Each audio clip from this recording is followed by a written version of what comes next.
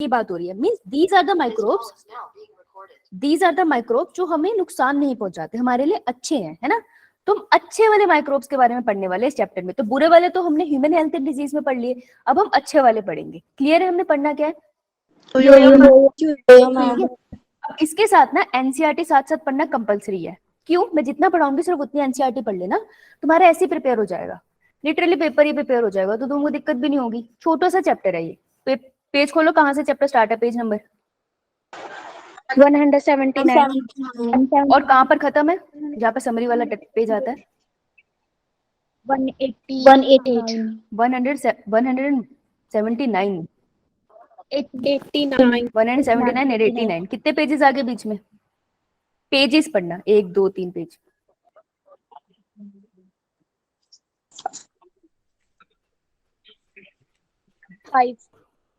5 pages आए हैं, है ना। ये तो दोनों तरफ लिखा है ना, इसलिए नंबर आए। 5 पेजेस है, यानी आज वेंसडे है, तो वेंसडे को मैं 2 पेजेस पढ़ूंगी, थर्सडे को मैं 2 पेजेस पढ़ूंगी, और फ्राइडे को मैं 1 पेज पढ़ूंगी। चैप्टर खत्म। ठीक है, तो टारगेट लिख लो वहां पे, पहले 2 पेजेस जो है ना आपके, उसके ऊपर लिख लो 5। आज वेंसडे डाल लो। ये काम करो, आज पे ना 1 डाल लो, क्योंकि तुम्हारी तो क्लासेस जाएगी। आज 1 डाल लो, लास्ट वाले में 2 डालने हैं। ठीक है, उस पे लिखो पहले पेज पे वेंसडे, अगले 2 पेजेस पे लिखो थर्सडे, उसके अगले 2 पेजेस पे लिखो फ्राइडे। ठीक है, टारगेट सेट करो, छोटे छोटे टारगेट सेट करो। दुनिया हिलाने के लिए एक दिन में नहीं होता, धीरे धीरे होता है। तो तुम क्या करना चाहते हो? नीट में रैंक लाओगे, और इतना रैंक लाओगे कि तुमको टेंशन ना हो, तुम्हें किसी भी कॉलेज में एडमिशन मिल जाए। तो उसके लिए हम धीरे धीरे तैयारी करेंगे, राइट। तो टारगेट सेट कर लिया एनसीईआरटी में। Now what we gonna study? We gonna study about microbes. आप देख लो माइक्रोब्स, इस पिक्चर देख के पता क्या चल रहा है माइक्रोब्स के बारे में? अगर ये पिक्चर देखो तो ये ह्यूमंस को प्यार करते हैं। हाँ, दे love human, so they help human. और डिफरेंट स्ट्रक्चर दिख रहे हैं आपको? यो मैम हो सकते हैं, है ना। चलो, अब हम फ्लो चार्ट बनाएंगे। हमें पढ़ना क्या है? हमें माइक्रोब्स में पढ़ना है हमारे हाउस होल्ड में, घर में, घरेलू कामों में कहाँ यूज होते हैं। ठीक है, इंडस्ट्री में, प्रोसेसेस में, जो इंडस्ट्रीज होती है वहां कहाँ यूज होते हैं। सीवेज ट्रीटमेंट में एक क्वेश्चन सीवेज ट्रीटमेंट से आता है, स्कूल में लॉन्ग क्वेश्चन आता है, और नीट में ना इसके स्टेप पे क्वेश्चन आता है। This is very important. अगर इस पार्ट से क्वेश्चन आना है ना, sewage treatment is one of the part जहां से क्वेश्चन आएगा। उसके बाद bio agent and biogas and bio fertilizer, ये कैसे हमारी मदद करते हैं? बायो फर्टिलाइजर हमें मदद करते हैं खेतीबाड़ी में, एग्रीकल्चर में। Bio agents and biogas, biogas हमारे घर के कामों में भी मदद करती है। और बायो एजेंट्स क्या होते हैं? बायो एजेंट्स हमें खास मेडिसिन बनाने में मदद करते हैं। This is very important. Bio agents के क्वेश्चन आते हैं कि कौन सा केमिकल आपको मेडिसिनली मदद करता है। तो मेडिकल के पर्सपेक्टिव से बायो एजेंट बहुत इंपॉर्टेंट है। ठीक है जी। आओ अब देखो, ये पिक्चर दिख रही है आपको? ये हमारी, ये लाल कलर से कौन सा वॉलंटियर है हमारा? ये तो हमारा वॉलंटियर है आज, हमारी वॉलंटियर है दीक्षा। अच्छा नहीं, आज हाँ दीक्षा बोल दिया मैंने। तो आज हमारी वॉलंटियर है दीक्षा। सो दीक्षा आपको क्या खाती हुई दिखाई दे रही है? सैंडविच। हाँ बता ले, पहले पीछे बता ले तू, है पढ़ना लियो गई तो दीक्षा हमारी खा रही है सैंडविच, और सैंडविच से क्या टपक रहा है जूसी जूसी सा? चीज है ना, चीज टपक रहा है ना। तो दीक्षा सैंडविच खा रही है। अब ये जो है, ये है जिसने अभी अभी अपना हेयर कट चेंज कराया, क्या नाम रखे इसका? कौन हो इसमें से? नीलम। नीलम एकदम मस्त कूल लुक में आई है, ग्रुप लुक में। ठीक है, तो नीलम क्या कह रही है? मैं तो सैंडविच नहीं खाऊंगी, मैं थोड़ा देसी खाऊंगी। तो नीलम को पसंद है साउथ इंडियन। तो साउथ इंडियन में क्या क्या बना हुआ है? दिस इज इडली सांबर, डोसा, इडली, इडली, है ना।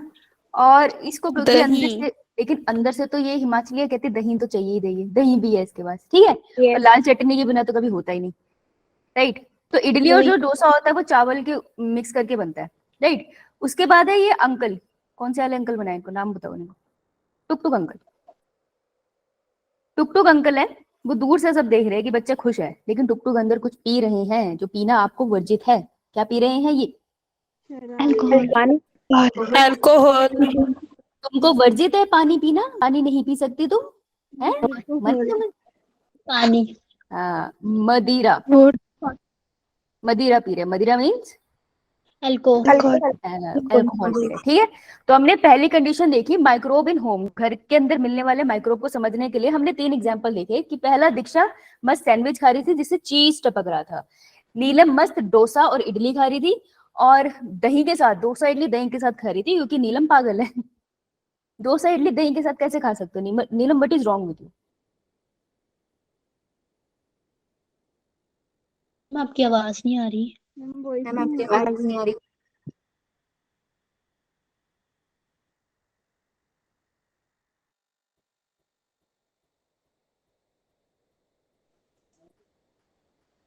अब आ रही है आवाज? यो मैम। लाइट चली गई है, लाइट चली गई है इसलिए हॉटस्पॉट बंद हो गया। एक मिनट, तो मैं फोन से क्विट कर देती हूँ क्योंकि फिर ना बहुत सारा इंटरनेट खिंच जाएगा, दिक्कत हो जाएगी।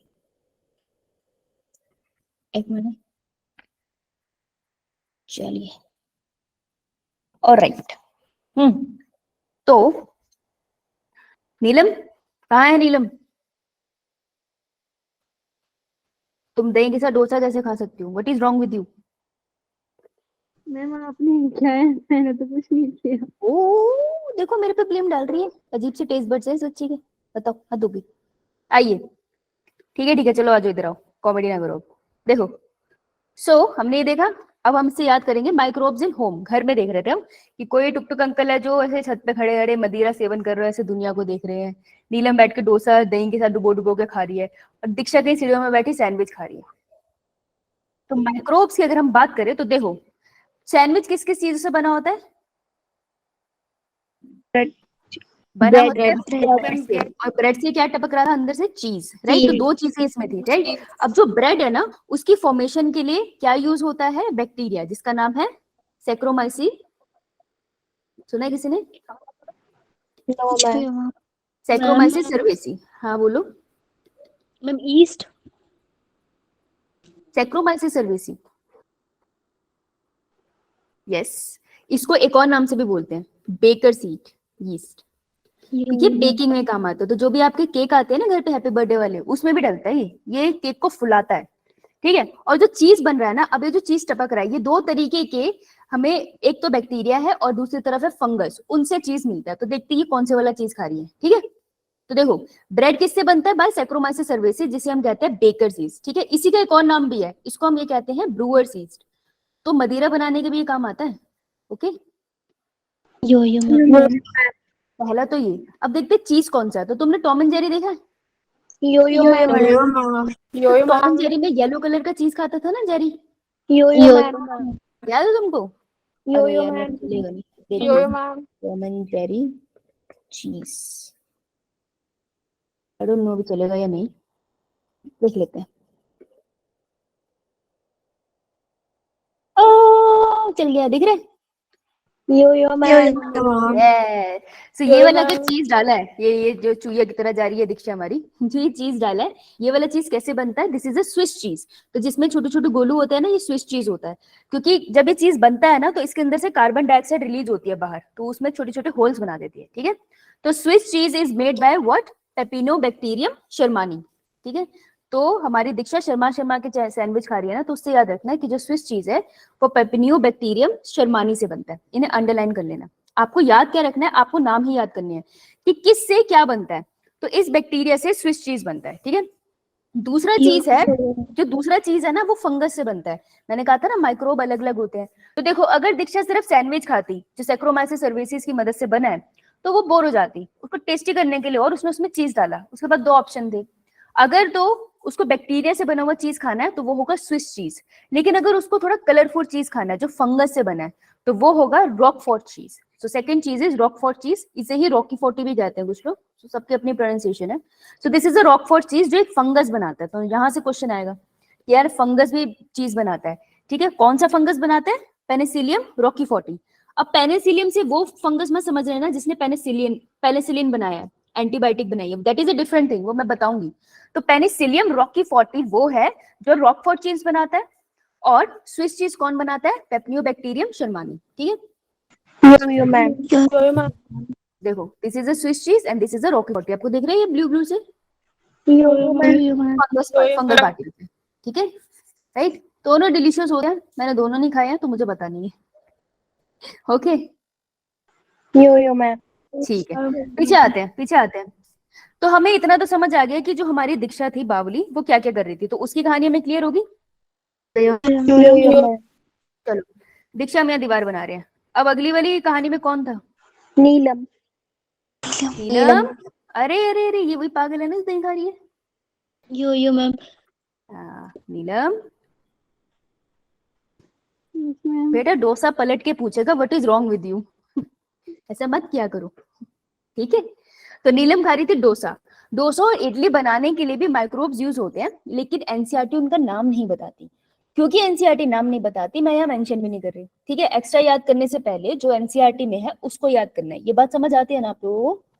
यो मैम। राइट, यहाँ पे बहुत से नाम आ सकते हो और आप याद करना चाहते हो, इसमें कोई बुराई नहीं है, करो, क्योंकि मैं भी तो करूंगी ना, फिर हम एक दूसरे को कंपटीशन देंगे, है ना। लेकिन पहले एनसीईआरटी पढ़ेंगे, क्योंकि आप पहली बार पढ़ रहे हो तो पहले एनसीईआरटी के नाम याद रखेंगे, राइट।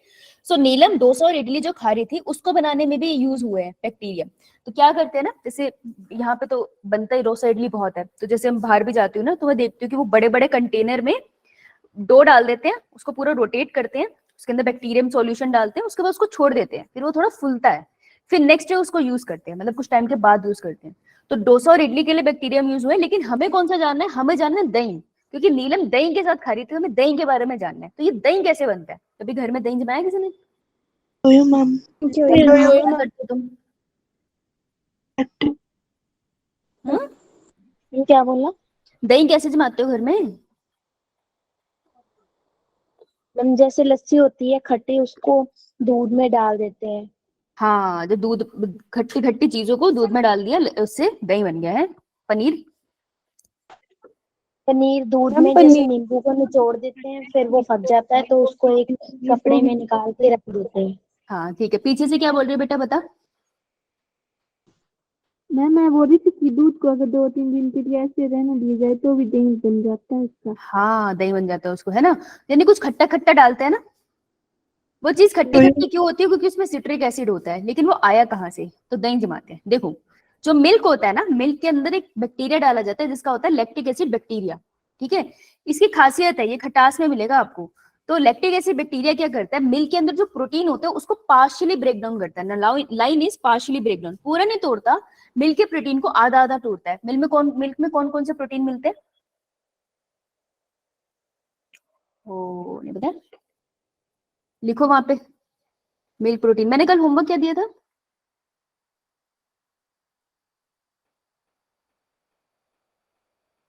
चलो आज से हम ऐसा करेंगे, आज से हम ना अपनी प्रेजेंटेशन के लास्ट में होमवर्क ऐड करते जाएंगे, ठीक है। फिर देखेंगे कौन करके आया। ओके, ये इजी रहेगा, क्योंकि मैंने इतनी सारी क्लासेस में भूल जाती हूँ, कोई क्लास आगे चल रही है कोई पीछे, मुझे याद नहीं रहता, ठीक है। तो मैम होमवर्क क्या दिया आपने? मैं वही पूछ रही थी कि कल क्या दिया था। तो मिल्क में कौन कौन सा प्रोटीन होते हैं, ये तुम्हारा होमवर्क है, ठीक है जी। यो मैम। राइट, मेरा भी होमवर्क है तो मैं भी करके आऊंगी, मैं नहीं करके आऊंगी तो तुम्हें भी दिख जाएगा, है ना, कि मैं भी भूल गई। हो सकता है ना। देखो, कोई परफेक्ट नहीं होता, सब में अपना अपना कमी होती है, दैट इज ऑल्सो फाइन। लेकिन हमें उसको इम्प्रूव करना है। तो मेरे को भी चेक रहेगा मैंने होमवर्क किया नहीं, तुम्हें भी चेक रहेगा तुमने किया नहीं, ठीक है। मेरा होमवर्क ये है कि मेरे को प्रेजेंटेशन पे लिखना है, तुम्हारा होमवर्क ये है कि पहले तुमको पता करना है, राइट। यो मैम। देखो हम देखते हैं कि दही बना कैसे था। तो दही में चला लैक्टिक एसिड बैक्टीरिया, जब हमने डाल दिया, लैक्टोबैसिलस कहते हैं हम इसको। आपने इसका नाम कहीं ना कहीं पक्का सुना होगा, आई एम प्रीटी श्योर। मैं डाल दिया तो ये पार्शियली मिल्क के प्रोटीन को ब्रेक डाउन करता है। बेटा जब ये पार्शियली मिल्क के प्रोटीन को ब्रेक डाउन करता है ना, उसमें ये विटामिन B12 और न्यूट्रिएंट्स बढ़ा देता है। इसलिए दूध और दही में से न्यूट्रिशियस ज्यादा क्या होता है? दही, क्योंकि दही में एक विटामिन आ जाता है जिसका नाम होता है vitamin B12। This is very essential. ये इसेंशियल क्यों है? आपको याद है अपने डाइजेशन वाले चैप्टर पढ़ा था, डाइजेशन एंड एब्जॉर्प्शन। अगर आप कुछ खाते हो और उसमें विटामिन B12 है, जिसमें मैंने दही खाया, ठीक है, तो विटामिन B12 मेरे पेट में गया। विटामिन B12 हमारी बॉडी ऐसे एब्जॉर्ब नहीं कर सकती, उसके लिए उसे स्पेशल चीज चाहिए होती है। वो क्या होता है? ठीक है, next question is, conceptual question करेंगे ताकि हम सोचे, है ना। थ्योरेटिकल तो तुमको खुद ही मिल जाएंगे लिखे लिखाए, हम सोचने का काम करेंगे। तो नेक्स्ट क्वेश्चन है तुम्हारा कि vitamin B12 needs what to get absorbed in body. बेटा माइक बंद कर ले।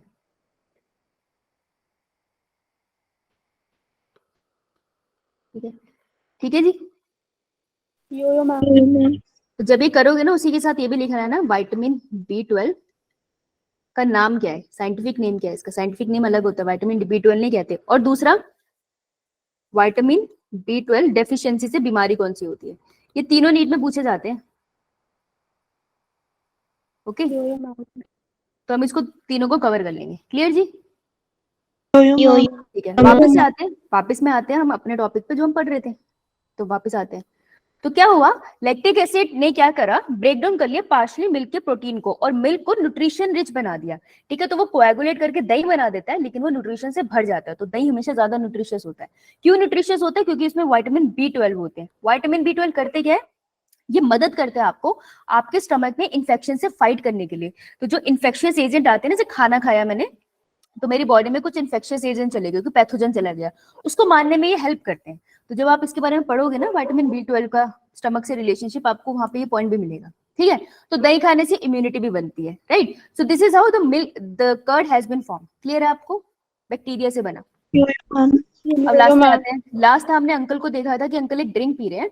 तो ये जो ड्रिंक होती है ना, ये भी पाम की जो सैप होती है ना, उसको फर्मेंट करके ड्रिंक निकाली जाती है, जिसका नाम है टोडी। तो ये आपको केरला साइड में बहुत मिलती है। एक तरह से देसी दारू होती है ये, जो यहाँ पे पी जाती है, टोडी ड्रिंक।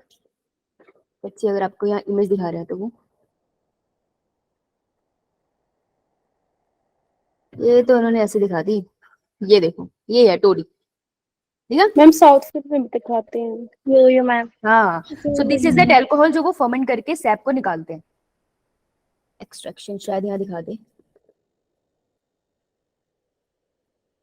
देखो। हाँ, एक ना बहुत पुरानी मूवी है, मुझे पिक्चर का नाम नहीं याद, अमिताभ बच्चन की मूवी है। तो उसमें वो ना यही करते हैं काम, कि वो ना सारे सैप्स पे जाके अब मटके लगाए आते हैं, वहां पे कट लगा के। तो धीरे धीरे सैप से सारा लिक्विड आता है, और फिर वो उसको फर्मेंट करते हैं और उससे ये ड्रिंक बनाते हैं। तो मैं उसका नाम भूल गई पिक्चर का, पर दिस इज स्टोरी। ठीक है, ऐसे एक्सट्रैक्ट होती है। क्लियर? तो ये हो गया हाउस होल्ड यूज। तो this is lactic acid based bacteria for the view. कैसी शेप है लैक्टिक एसिड की?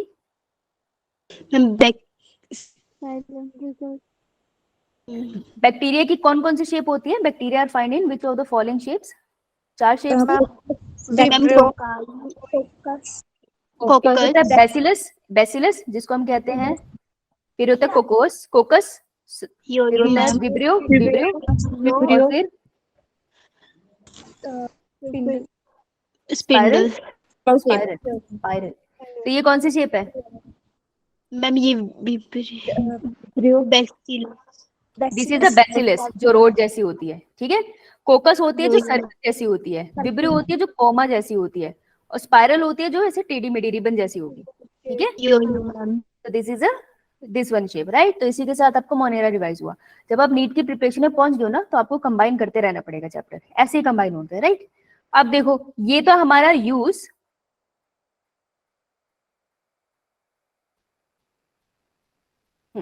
ये था हमारा हाउस होल्ड यूज। तो ये हाउस होल्ड के आपने प्रोडक्ट पढ़ लिए सारे? इतना ही है, इतना ही है। एनसीईआरटी खोलो और मुझे भाग के खोल के बताओ कौन से पेज नंबर पे आपको लिखा हुआ दिख रहा है सेक्रोमाइसिस सर्वेसिया, रॉकीफोर्ड चीज। राइट साइड पे पैराग्राफ होगा, पेज नंबर 181। Page number 181। ठीक है, तो 181 डन। आज आप पढ़ोगे तो क्लियर हो जाएगा, यही है उसके अंदर। क्लियर है ना सबको? चलो, अब हम बढ़ते हैं इंडस्ट्री में क्या यूज होता है। तो इंडस्ट्री में ना अल्कोहल बनाने के लिए यूज होता है। ठीक है, आपको पूरे प्रोसेस में नहीं जाना, लेकिन वो आपसे ये पूछ लेते हैं कि कौन सा अल्कोहल डिस्टिलेशन से बनता है और कौन डिस्टिलेशन में कम। आपने कभी सुना है कि कोई ड्रिंक्स होती है जिसमें वो कहते हैं अल्कोहल कंटेंट ज्यादा है, किसी में कम है? ऐसा सुना है कभी? अगर सुना हो, ओके ओके, अब नाइट आ गया, मैं इसमें कनेक्ट कर लूं मेरी, एक सेकंड।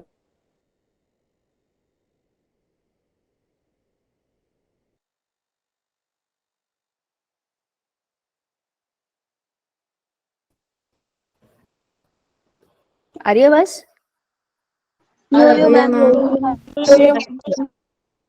तो आपने सुना होगा, अगर कभी देखा है, कि कहते हैं बियर में अल्कोहल कंटेंट कम होता है, वाइन में ज्यादा होता है, और विस्की में उससे ज्यादा होता है। इनका फर्क क्या है ना, आपको वो थोड़ा सा जानने की जरूरत है। ठीक है, चलिए समझते हैं। देखो क्या होता है, ये जितने भी अल्कोहलिक भी अल्कोहल कंटेंट होता है। स्टिंग में भी अल्कोहल कंटेंट होता है? स्टिंग में कैफीन होता है I think. Yo ma'am. I don't think alcohol होता है, कैफीन होता है, पर मैंने कभी पी नहीं है तो उसके ऊपर लिखा है क्या कैफीन? मेरे हिसाब से कैफीन होगा उसमें, एनर्जी ड्रिंक्स में होता है। हाँ कैफीन होगा, अल्कोहल नहीं होगा बेटा। अल्कोहल ऐसे थोड़ी दुकानों में बेच देंगे बच्चों को, लेकिन कैफीन होता है तो वो इसलिए एडिक्टेड होता है। पीनी नहीं चाहिए कभी भी कोई एनर्जी ड्रिंक्स, ठीक नहीं होती सेहत के लिए। ओके चलो आओ।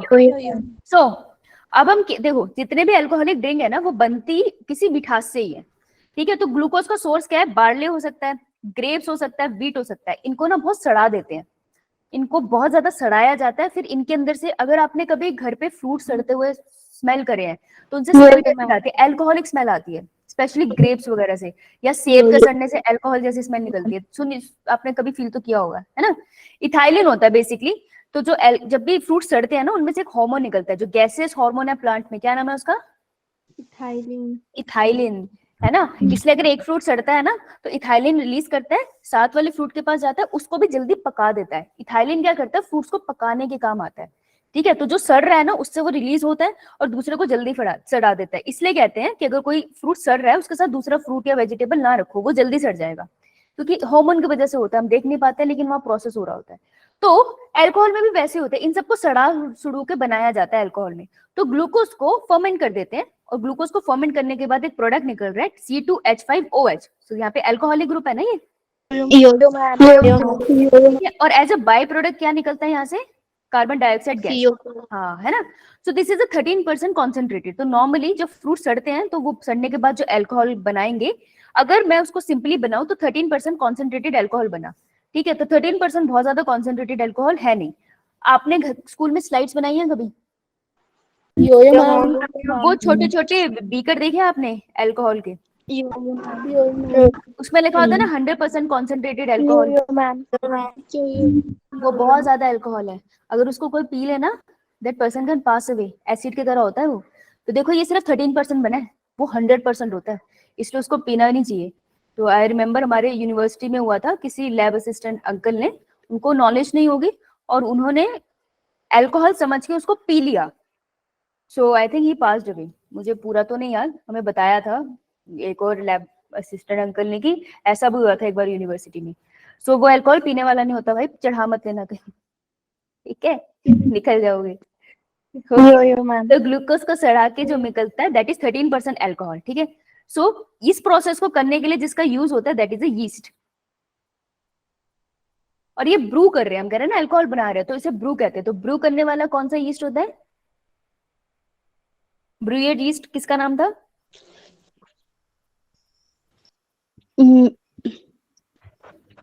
प्रोनाउंसिएशन नहीं आती? सैक्रो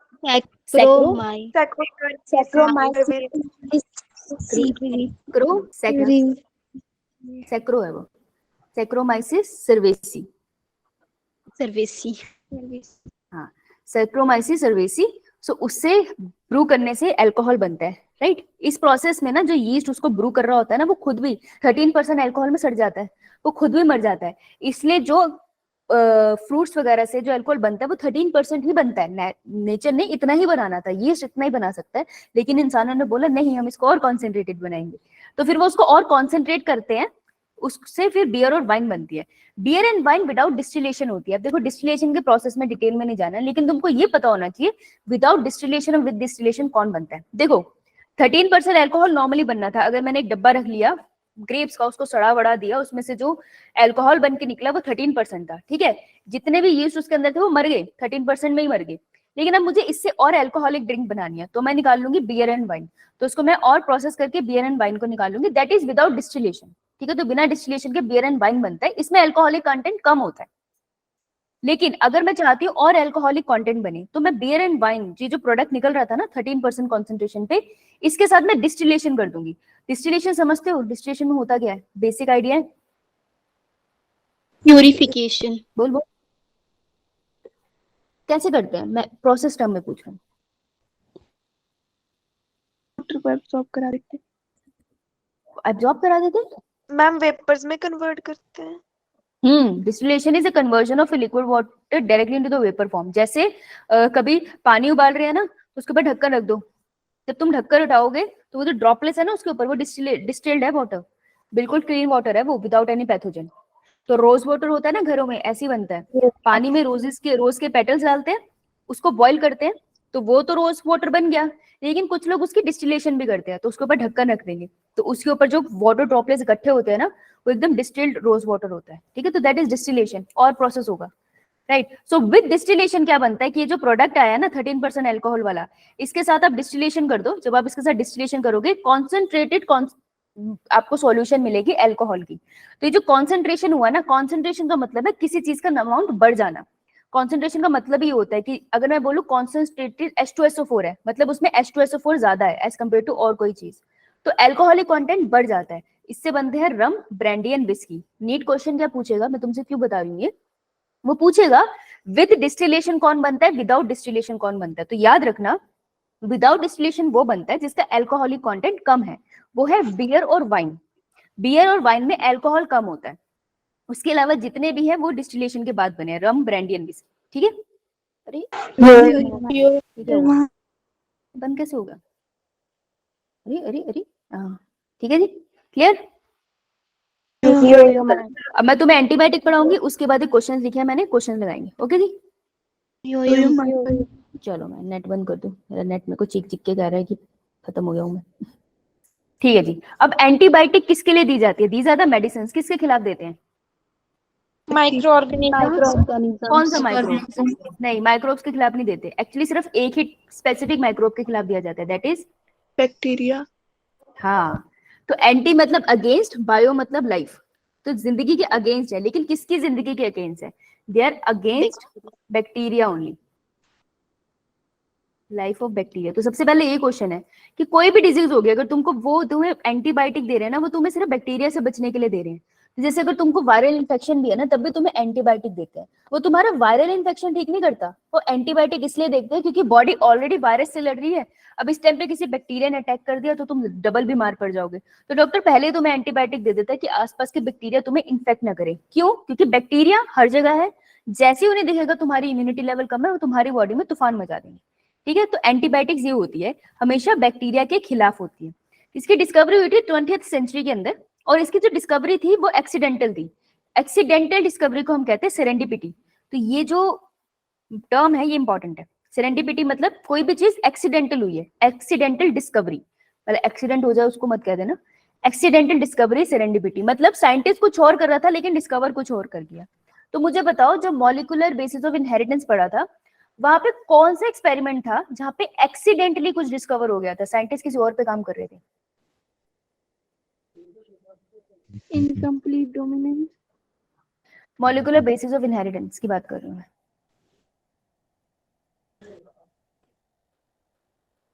डीएनए वो पता करने की कोशिश कर रहे थे, जेनेटिक मतलब कि वो कौन है जो एक्ट करता है जेनेटिक मटेरियल, वो कौन थे, क्वेश्चन ध्यान से सुन, वो कौन सा एक्सपेरिमेंट था जिसमें साइंटिस्ट वर्क किसी और चीज पे कर रहा था, एक्सीडेंटली वो डिस्कवर कर देता है कि जेनेटिक मटेरियल नाम की कोई चीज है जो एक इंसान से दूसरे ऑर्गेनिज्म में जा रही है।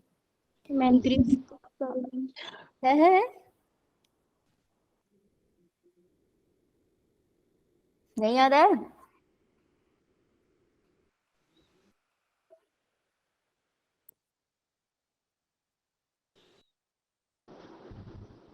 ग्रिफिथ, ग्रिफिथ किसने बोला ये, मैम पहले मैंने बोला था, आपने नहीं सुना था। अच्छा क्या नाम है दोबारा, मैम तमन्ना, मैंने तमन्ना। दीक्षा से बोला था। अच्छा ग्रिफिथ, ग्रिफिथ किस पे काम कर रहे थे बेटा, मैम बैक्टीरिया पे कर रहे थे, वो माइस पे किया था उन्होंने। वो बैक्टीरिया किस बैक्टीरिया पे काम कर रहे थे, किसी डिजीज पे काम कर रहे थे वो बैक्टीरियल, अच्छा जिस बैक्टीरिया पे उन्होंने वर्क किया फाइनली, बैक्टीरिया का नाम बताओ,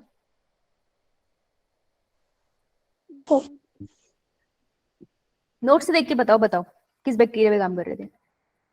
स्ट्रेप्टोकोकस निमोनिया। तो वो कौन सी डिजीज के ऊपर रिसर्च कर रहे थे, निमोनिया पे।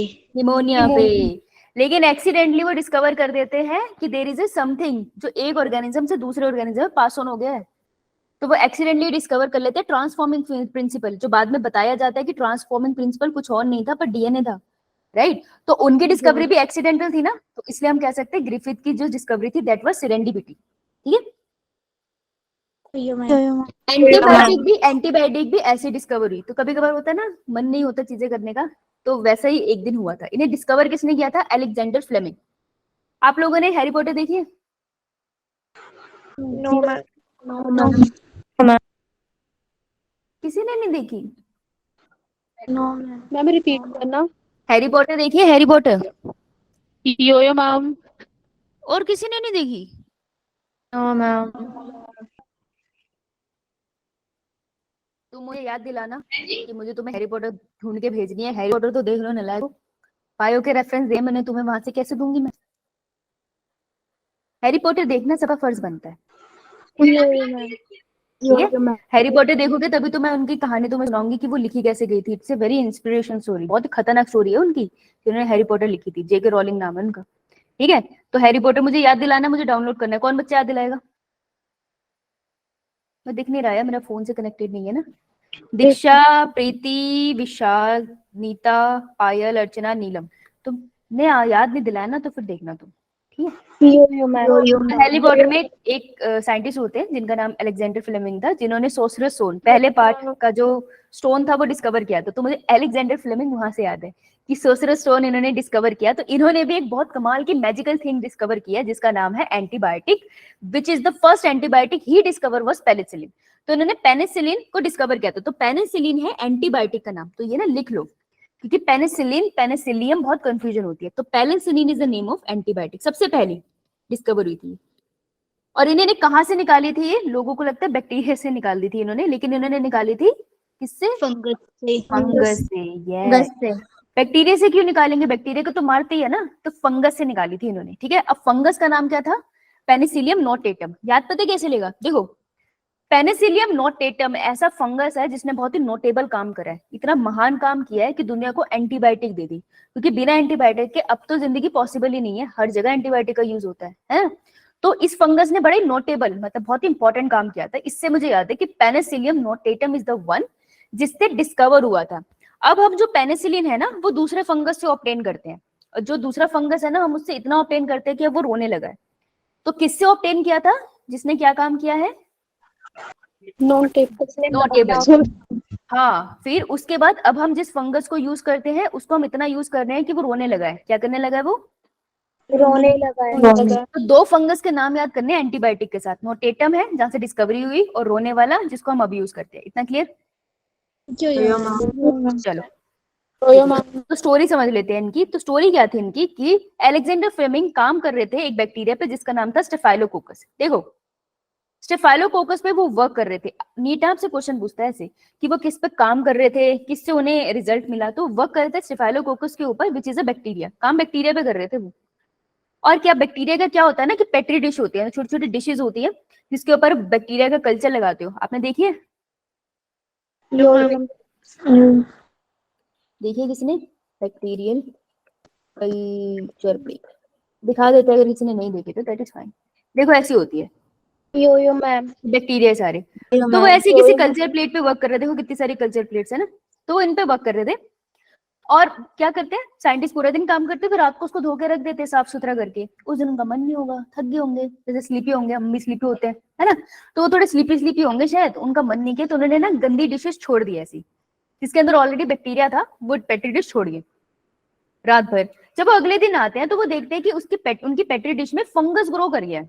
ठीक है। देखो फंगस कैसे ग्रो कर गया होगा? पेट्री डिश जो होती है उसके अंदर खाने की सॉल्यूशन होती है, जिसके ऊपर वो एक दो बैक्टीरिया डालते हैं और बैक्टीरिया की कॉलोनी फैल जाती है। तो खाना अवेलेबल है ना वहां पे, खाना अवेलेबल है तो हवा में फंगस के स्पोर भी होंगे।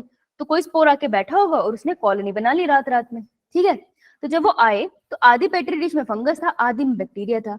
उन्होंने क्या देखा कि जहां पर भी फंगस था वह बैक्टीरिया प्रेजेंट नहीं था। तो मतलब जब वो रात को छोड़ के गए थे, ये अगर पेट्री डिश है तो चारों तरफ कौन फैला हुआ है? बैक्टीरिया था। लेकिन जब वो सुबह को आए तो उन्होंने देखा कि जो बैक्टीरिया था पहले चारों तरफ, वो एक हिस्से में है, और बाकी हिस्से में आपको क्या दिखाई दे रहा है? फंगस। फंगस।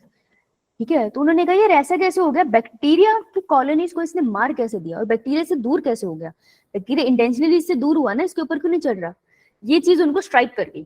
ठीक है, तो जब उन्होंने इसको और स्टडी किया, ये है अलेक्जेंडर फ्लेमिंग, तो जब इन्होंने इसको और स्टडी करा तो इन्हें पता चला कि जो फंगस है ना वो रिलीज कर रहा है कोई केमिकल, जो केमिकल बैक्टीरिया को किल कर रहा है। मींस ये जो पेट्री डिश थी इसके अंदर जो फंगस पड़ा था, ये फंगस क्या रिलीज कर रहा था, कुछ केमिकल्स, और वो केमिकल क्या कर रहे थे, आसपास के बैक्टीरिया को मार रहे थे। इसलिए जितने भी बैक्टीरिया थे इसे दूर बैठे थे, भाई मेरे पास मत आ। ठीक है, ये फंगस कौन सा था, Penicillium notatum. Yes, Notatum. Bacteria कौन सा था,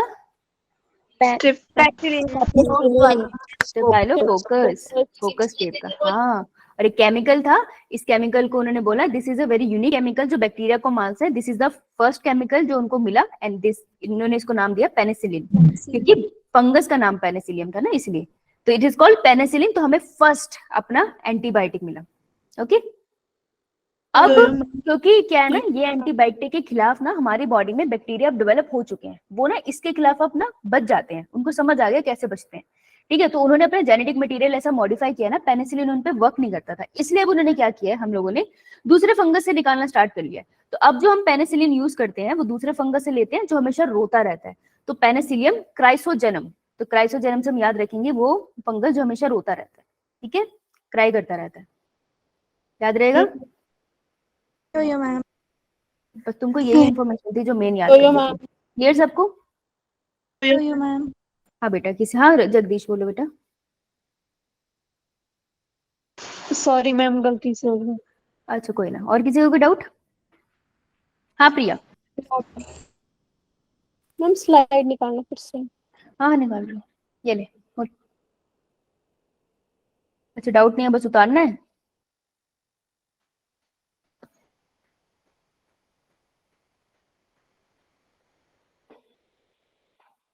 यो मैम। चलो, अब पेनिसिलिन फर्स्ट एंटीबायोटिक है, लेकिन इसका इफेक्ट कितना बड़ा है ये तो अलेक्जेंडर फ्लेमिंग को भी नहीं पता था, उनको तो बाद में पता चला जब इसका यूज हुआ। अब इसका एक्चुअल यूज कि ये कितना पोटेंट है, कितना जरूरी चीज है, ये किया था अर्नस्ट चेन और हॉवर्ड फ्लोरे ने। ठीक है, तो एक ऐसा समझ लो कि एक पूरी, आप समझो कि आज बहुत अच्छा दिन है, पूरी चेन की फॉर्म में आपके पास बहुत सारे फूल आए हैं, मुझे कुछ ऐसे ही याद है। तो अर्नस्ट चेन और हॉवर्ड फ्लोरे थे जिन्होंने क्या किया, इसको डिस्कवर किया कि इसका इफेक्ट क्या है। पेनिसिलिन डिस्कवर हो गया पर उसका इफेक्ट उन्होंने जाना, और इसको क्योंकि इट्स एन एंटीबायोटिक, तो वर्ल्ड वॉर टू में सोल्जर्स को ट्रीट करने के लिए ये पेनिसिलिन बहुत यूज हुआ था। इस वजह से जो तीनों साइंटिस्ट थे, Alexander Fleming, Ernst Chain and Howard Florey, तीनों को नोबेल प्राइज मिला इन 1945। ठीक है जी। मैम। तो इन्होंने डिस्कवर नहीं किया पहली चीज, इन्होंने उसका यूज बताया कि वो कहाँ कहाँ यूज होता है। इसी की वजह से वर्ल्ड वॉर टू में ये सोल्जर्स को ट्रीट करने के लिए बहुत यूज हुआ। क्लियर। सोल्जर को जब बहुत पेन होती थी तो पेन से बचाने के लिए क्या क्या देते थे उन्हें, पेन पेन किलर कौन सी थी वो, थोड़ी सी दे देते थे। हाँ यो मैम। क्या नाम था उसका, यो नहीं, नाम बता। एम से मॉर्फिन। Yes ma'am. मॉर्फिन कौन से प्लांट से मिलती है मॉर्फिन,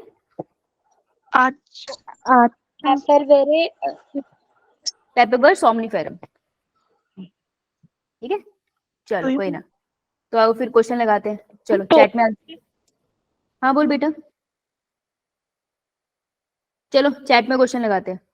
ठीक है, आंसर करो, ये 1 2 3 4 5, 1 2 3 4 है, ध्यान से बढ़ के आंसर करना, जिनको समझ आ गया एंटीबायोटिक वो कर लेंगे। मैं यहाँ से अब ज्वाइन करती हूँ।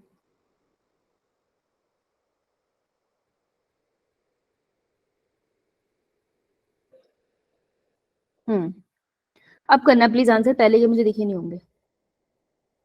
हाँ पायल का दिख गया मुझे, पायल से पहले किसी ने किया तो नहीं दिखा। बेटा एक साथ बताने आंसर, पायल एक एक नहीं बताने। मैंने किया था पहले। मैंने कौन, एक एक नहीं बताने, एक साथ बताना, एक साथ आंसर लिखो, एक एक करके मत लिखो, मैंने लिख ली। Yes ma'am. ठीक है, हम पूछ रहे हैं कि जो पेनिसिलिन है वो किसने डिस्कवर किया है, पेनिसिलिन से रिलेटेड क्वेश्चन है।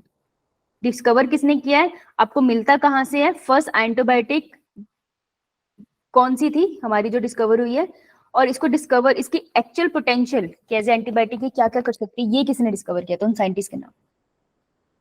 चलो लिखो, मैं पानी लिख रही हूँ।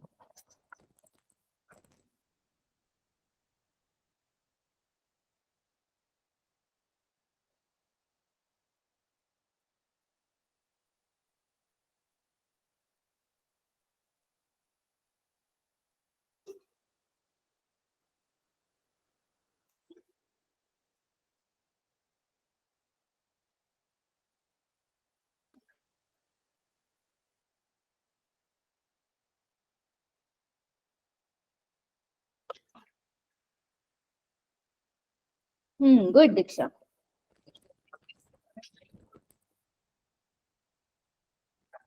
दीक्षा सेकंड।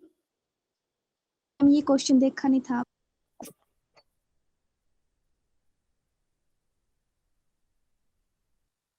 बेटा थर्ड का नाम तूने शायद गलत लिख दिया। गुड पायल, लिखो लिखो लिखो।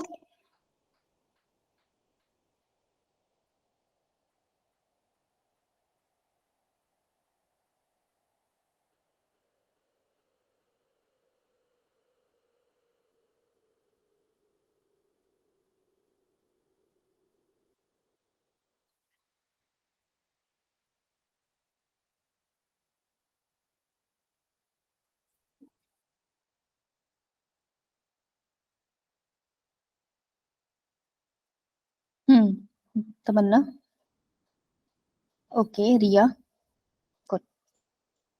हाँ जी, तो डिस्कवर किसने किया था?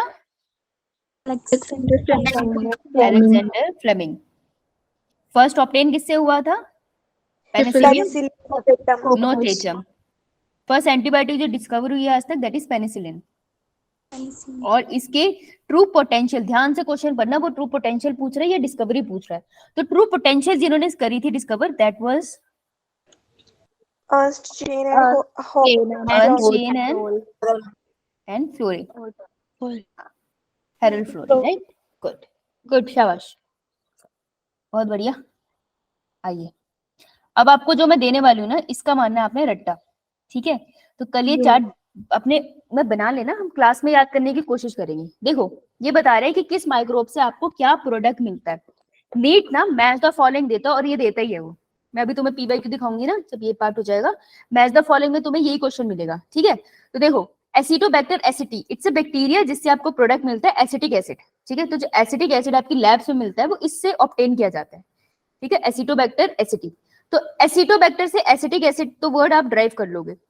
एस्पेरिजिलस निगर इज अ फंगस जिससे आपको मिलता है सिट्रिक एसिड, ठीक है जी? अब ये इंटरेस्टिंग चीज है कि एक फंगस से आपको सिट्रिक एसिड मिल रहा है, और इस फंगस में कहीं पे भी सी से वर्ड कोई आ नहीं रहा है, तो ये याद करने में दिक्कत होती है कि एस्पेरिजिलस निगर गिव्स यू सिट्रिक एसिड। तो सिट्रिक एसिड नींबू से याद रख सकते हैं कि जो नींबू है ना, अगर आप उसको यूज ना करो ना, तो उसके ऊपर फंगस लग जाती है। Yo-yo ma'am. तो याद रखना, एस्पेरिजिलस निगर से बनता है। क्लोस्ट्रीडियम जो मिलता है आपको, क्लोस्ट्रीडियम है, वो आपको देता है बुटारिक एसिड। क्लोस्ट्रीडियम से आपको बुटारिक एसिड मिल जाएगा। लैक्टोबैसिलस से आपको लैक्टिक एसिड मिल जाएगा, ये याद हो जाएगा। सैक्रोमाइसिस सर्वेसी, ये हमने जो पीछे बनाया था, इथेनॉल, क्या फॉर्मूला था? OH। हाँ, तो ये आपको सैक्रोमाइसिस सर्वेसी से मिलता है। तो आपको जो तंग करेगा वो बुटारिक एसिड, एस्पेरेजिलस करेगा, ठीक है? ये दो चीजें आपको तंग कर सकती है, राइट? यो ये आपको रट्टे ही मानना पड़ेगा, this is very important. Now कुछ एंजाइम्स होते हैं जो हम सीधे सीधे यूज करते हैं। एंजाइम्स क्या होते हैं? जनरली एंजाइम की नेचर प्रोटीनेशियस होती है। तो कोई भी ऑर्गेनिज्म है, जैसे मैं ही हूं या कोई भी बैक्टीरिया, उनके अंदर जो एंजाइम है, प्रोटीन की चेन आती है। प्रोटीन की चेन ना ट्रांसलेशन के बाद बनी और मॉडिफाई होगी। मॉडिफाई होकर वो एक स्ट्रक्चर बना लेगी जिसको हम कहेंगे एंजाइम, और वो स्पेसिफिक काम करता है बॉडी में। तो कुछ एंजाइम है जिनके स्पेसिफिक फंक्शन पता होने चाहिए, जैसे कि एक एंजाइम है लाइपेज। लाइपेज क्या करता है? ये यूज होता है डिटर्जेंट में ऑयल स्टेन्स को मिटाने के लिए। तो हम कहते हैं ना कि आपका किसी कपड़े में तेल लग गया है, तो उसको डिटर्जेंट में सोक करके रख दो थोड़े गर्म पानी में, उसके बाद उससे तो स्टेन निकल जाएगा। तो वो उस डिटर्जेंट में था क्या? उस डिटर्जेंट में एक एंजाइम था जिसका नाम था लाइपेज। तो लाइपेज ये काम करता है, और जब हम गर्म पानी में डालते हैं ना, तो एंजाइम ना जल्दी एक्टिवेट होता है, इसलिए गर्म पानी में कहते हैं कि कपड़े भिगो दो, ठीक है? Second is pectinase. पेक्टिनेज, आपने कभी वो फ्रूट जूस पिए मार्केट से जो आते हैं टेट्रा पैक वाले? मैम तो अगर यो, मैम। वहां से ऑरेंज जूस पियो वो कितना क्लीन होता है ना, बिल्कुल पानी की तरह होता है, उसमें कोई मैम। पल्प नहीं आती। कि जब हम रेडी पे बनवाते हैं तो उसमें तो पल्प आती है। तो जो मार्केट होता है ना, मार्केट में जो वो जूस बनाते हैं उसके अंदर वो एक एंजाइम डाल देते हैं पेक्टिनेज। पेक्टिनेज वो जो फाइबर्स होते हैं ना उनको ब्रेक कर देता है और जो जूस होता है उसको क्लियर बनाता है। तो फ्रूट जूसेस जो क्लियर आपको मार्केट में मिलते हैं that is because of the enzyme pectinase. ठीक है, last is streptokinase, this is very important. वैसे तीनों इंपॉर्टेंट है, ये स्ट्रेप्टोकाइनेज सबसे इंपॉर्टेंट है क्योंकि मेडिसिन में यूज होता है। तो स्ट्रेप्टोकाइनेज क्या है? It act as a clot buster. क्या होता है कि ना स्पेशली जब हम ये जो मियोनीज वगैरह खाते हैं इनकी वजह से बहुत सारे क्लॉट्स आ जाते हैं बॉडी में। तो ये ना फैट के मॉलिक्यूल्स होते हैं जो नसों में भरने लग जाते हैं। अब सोचो ये ब्लड वेसल है, अब इसमें अगर क्लॉट बनने लग गया, यहाँ पे फैट मॉलिक्यूल आके इकट्ठे होने लग गए तो ब्लड फ्लो में दिक्कत हो जाएगी ना। तो ये जो क्लॉट्स होते हैं अगर ज्यादा इकट्ठे हो जाए ना तो स्ट्रोक आ जाता है और इससे बचना बहुत मुश्किल होता है। It is one of very common cause of death and heart attacks बहुत ज्यादा जगहों पे। ठीक है, तो क्लॉट नहीं होने चाहिए। तो स्ट्रेप्टोकाइनेज क्या करता है? इट इज एन एंजाइम जो डॉक्टर एडमिनिस्ट्रेट करेंगे बॉडी में, जो क्लॉट्स को जाकर डिसॉल्व कर देगा। सो this is also very important. देखो इंसान की मदद कर रहा है ना एंजाइम, तो इसलिए ये इंपॉर्टेंट है। ठीक है, these are the two tables which आपको याद करने ही पड़ेंगे और कोई चारा नहीं है। अब दो ऐसी चीजें जो आपको याद करनी है। पीछे आते हैं हम लोग और एक बार देखते हैं हमने पढ़ा क्या कहा है। देखो हाउस होल्ड में हमने पढ़ लिया, इंडस्ट्रीज के अंदर हमने ब्रू इंडस्ट्री पढ़ ली है ना। अब हम जा रहे हैं किसकी तरफ? अब हम जा रहे हैं बायो एजेंट्स की तरफ। बायो एजेंट्स का क्या मतलब होता है? ऐसे केमिकल्स जो आपने लिविंग ऑर्गेनिज्म से निकाले हैं और आप अपने मतलब के लिए यूज कर रहे हो। ठीक है, तो ये बायो एजेंट्स की तरफ हम लोग मूव कर रहे हैं। तो उससे पहले लेट्स ट्राई दिस क्वेश्चन। तो ये क्वेश्चन ट्राई करो। देखो इस तरीके से नीट में क्वेश्चन आता है, ये वहीं से उठाया। तो try this question first. Bio active हम मोस्ट प्रोबेबली कल ही कर पाएंगे। ध्यान से पढ़ना और आपको पता है फिलअप कैसे करते हैं हम लोग।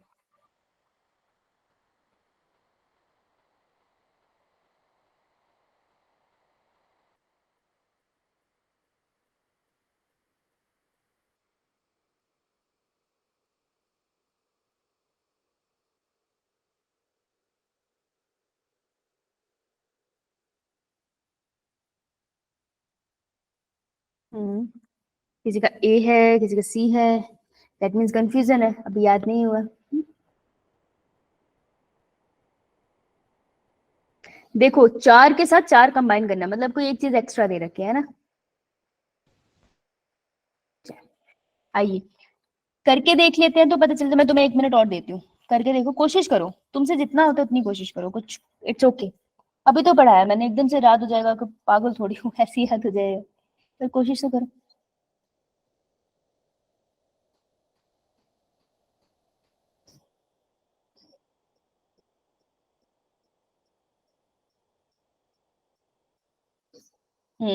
गुड।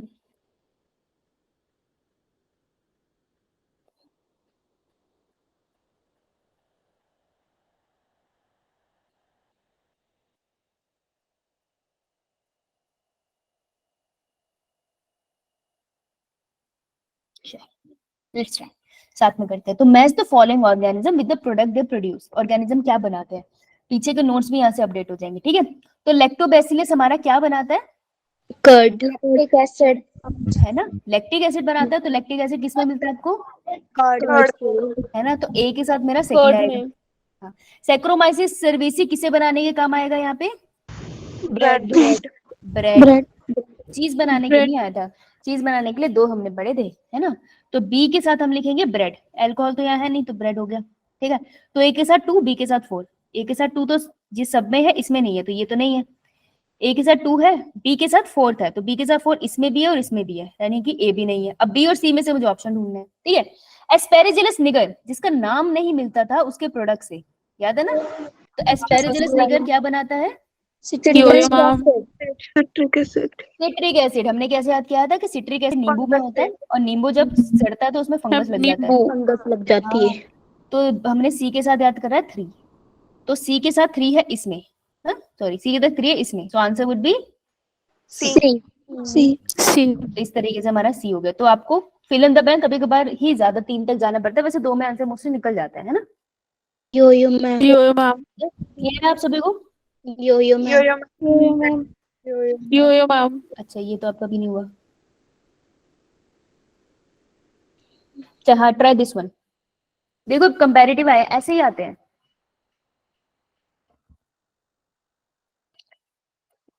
ट्राई दिस वन, अब तो हो जाना चाहिए, थोड़ा तो हमने अभी अभी रिवाइज करा है ना।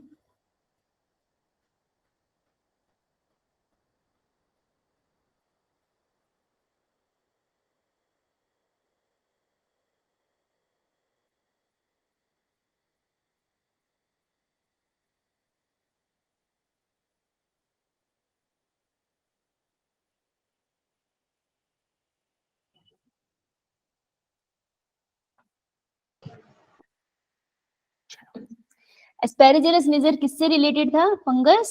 Citric acid. Citric acid. Citric acid. 1 2 3 है ना, 3 से। और लैक्टोबैसिलस किससे करा था हमने?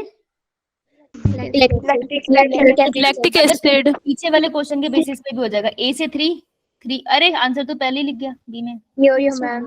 है ना। देखो कभी कभार कितना सिंपल होता है, बस हमें एक पता होना चाहिए, अगर नहीं भी पता तो कट नहीं जाता, पर देख के डर जाओगे तो फायदा नहीं है ना, ट्राई करना होता है, राइट। यो Yes, ma'am. बायो हम कल करेंगे, उसके बाद हमारा ये वाला हाफ पार्ट खत्म होगा, बाकी का पार्ट हम लोग